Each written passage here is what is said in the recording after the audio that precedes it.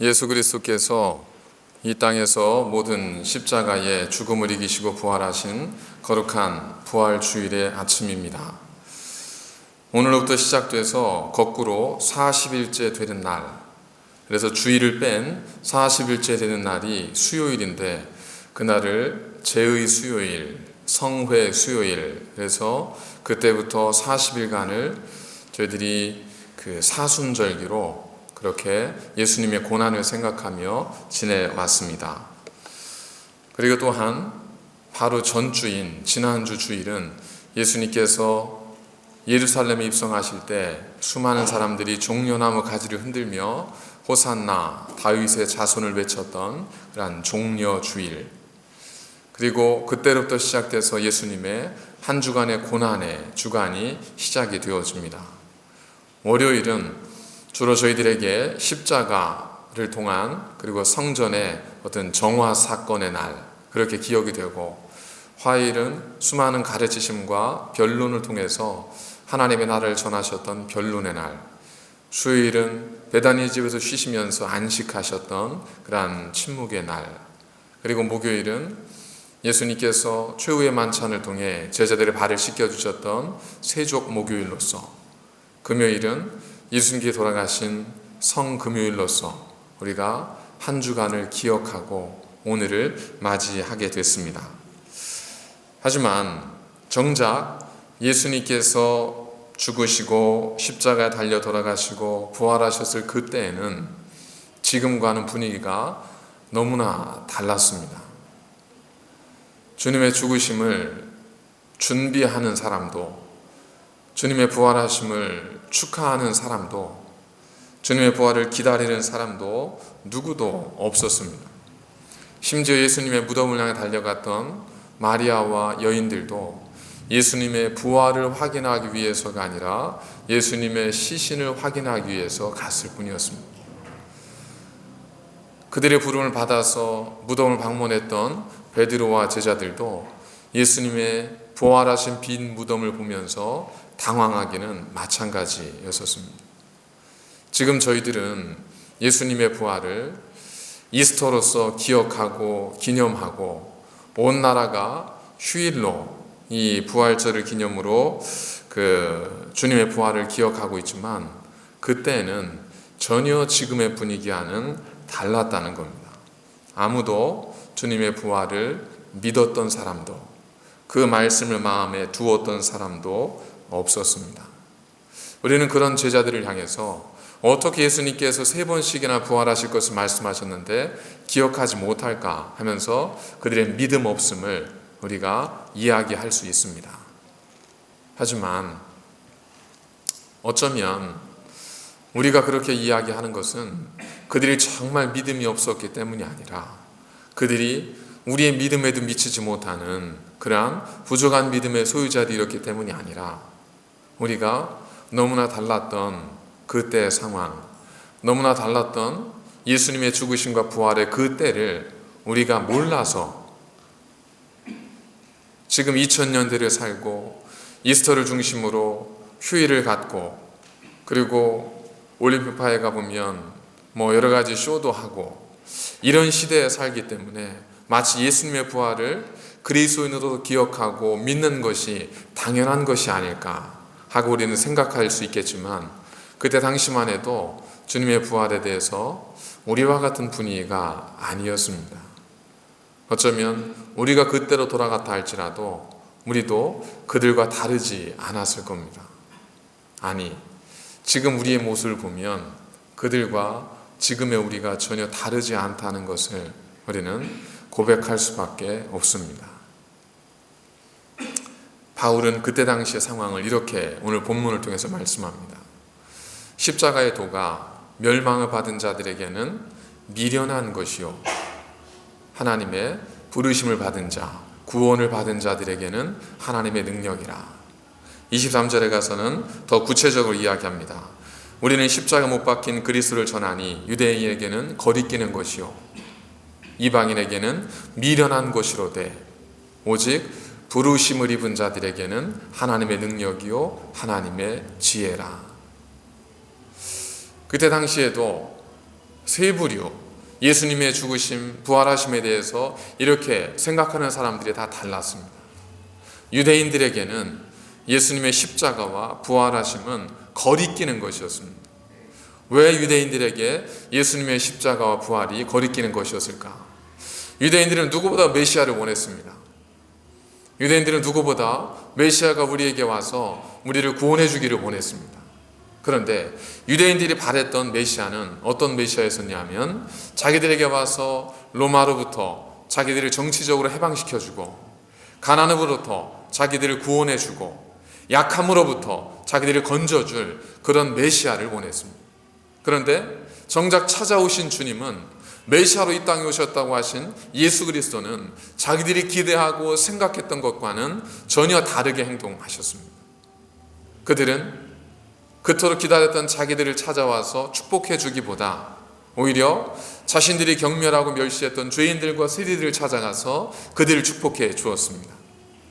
그들은 자신들이 그토록 생명과도 지켜왔던 율법들을 예수님께서는 사랑을 통해서 율법을 주신 하나님의 이름으로 오히려 그들이 지켜왔던 문자적 율법을 주님께서는 깨뜨리셨습니다. 유대인들이 보기에 예수님은, 그 메시아는 자기들이 원하는 메시아가 아닌 거죠. 그래서 결국에 예수님을 십자가에 못 박아 죽게 만들었습니다. 그러니 그들에게 예수님의 십자가와 부활이 어찌 기분 좋은 소식일 수 있겠습니까? 두 번째로 이방인들에게 예수님의 십자가와 부활은 미련한 것이었습니다. 여기에서 이방인이라고 하는 것은 유대인을 제외한 모든 사람들을 가리킵니다. 그때 당시에 이방인은 유대인을 제외한 모든 사람들을 가리켰기 때문에 그때 주변의 지역 정세를 보면 로마의 힘이 온 땅에 미쳤고 또 헬라의 영향권 속에 있지 않았습니까? 그래서 헬라의 문화가 그 근동 지역을 다 장악하고 있었으니까. 그래서 헬레니즘 속에서, 이 헬라의 문화 속에서 그들이 가장 중요하게 생각하는 것은 지혜, 이성이었습니다. 그래서 그들은 모든 것들을 이성으로 깨닫기를 원했고, 대화를 통해서 해결하기를 원했고, 지혜를 통해서 알 수 있기를 원했습니다. 그런 그들에게 십자가는 무엇이냐면, 십자가는 로마인들, 자기들을 제외한 다른 민족들을 처형하는 수단이었습니다. 십자가의 고통이 너무나 고통스럽고 너무나 비인간적이었기 때문에 로마 자국 시민들에게는 십자가의 형벌을 내리지 않았습니다. 대신 다른 민족에 대해서 십자가의 형벌을 내렸죠. 그 십자가는 흉악범이나 정치범이나 극악무도한 사람들을 처단하는, 그것이 실제 그렇든 아니면 정치적 목적에 되었든 그런 죄인들을 처단하는 형틀일 뿐 그들에게는 그 이상은 아무것도 아니었습니다. 그런데 그리스도인들이 말하길 이 땅을 구원하러 오신 예수 그리스도께서 십자가에 달려 돌아가셨다. 그 말은 그들에게는 납득이 안 되는 이야기입니다. 그들에게 십자가는 죄인을 처형하는 형틀일 뿐이지 거기에 거룩한 의의가 담겨 있을 수가 없습니다. 거기 어떤 이면적 함의가 있을 수 없는 곳이었습니다. 그런데 그리스도인들은 말하길 예수님께서 우리를 위해서 십자가에 죽으셨고 부활하셔서 그를 믿는 자마다 구원에 이를 것이다 라고 하는 나름의 복음을 전하니까 이방인들이 그 복음을 듣기에 아니 저 자신도 구원하지 못하는 사람이 다른 사람을 구원할 수 있겠는가? 여러분, 어떤 사람이 나도 문제를 못 풀면서 누구의 문제를 풀어주겠다고 나서는 건 참 어리석은 행동이지 않습니까? 자기도 십자가에서 건짐을 받지 못하면서 어떻게 다른 사람을 건지겠다고 하는 건지, 그건 그들의 이성과 논리로는 도저히 받아들일 수 없는 것이었습니다. 그걸 믿는 사람들이라면, 혹 누군가 어떤 사람들이 그 사실을 믿고 있다면 그들은, 성경은 미련하다고 표현했지만 그 직역을 하면 어리석다는 거예요. foolishness입니다. 어리석은 거예요. 그걸 믿는다는 건 어리석고 미련한 거예요. 그렇기 때문에 이방인들에게 십자가와 그 십자가를 통한 구원의 복음은 미련한 것에 지나지 않았습니다. 반면 그들 가운데도 오직 말씀으로 예수님께서 우리를 위해서 십자가를 지셨고 말씀대로 사흘 만에 부활하셔서 우리의 영원한 생명의 주가 되셨다는 사실을 믿는 사람들이 있었습니다. 처음에는 적은 무리였습니다. 그러다 그들이 모였을 때 성령께서 그들의 눈을 열어주심을 통해서 그 주님의 부활하심의 소식이 온 땅에 전해지게 되면서 하루에 3,000명 넘는 사람들이 회개하고 주님께 돌아오는 엄청난 역사가 있게 되었습니다. 이것이 그때 당시의 상황이었습니다. 지금 우리가 생각해도 십자가에 메시아가 달려 죽으셨고 그가 우리를 구원한다는 사실은 어쩌면 미련하고 어리석은 이야기로 들릴 수 있지 않겠습니까? 그렇다면 지금 2000년대를 살아가고 있는 우리들에게 유대인과 같은 사람, 이방인과 같은 사람, 다시 말하면 십자가 그 복음이 거리끼는 사람, 그 복음이 미련하게 여겨지는 사람은 누구겠습니까? 거리끼는 사람이란 예수님이 더 이상 나에게 어떠한 유익도, 내 필요를 채워주지도, 내 연약함을 돌봐주지도 않기에 내가 기다렸던 예수님은 그분이 아니고 내가 생각했던 예수님은 그분이 아니라고 말하는 사람들입니다.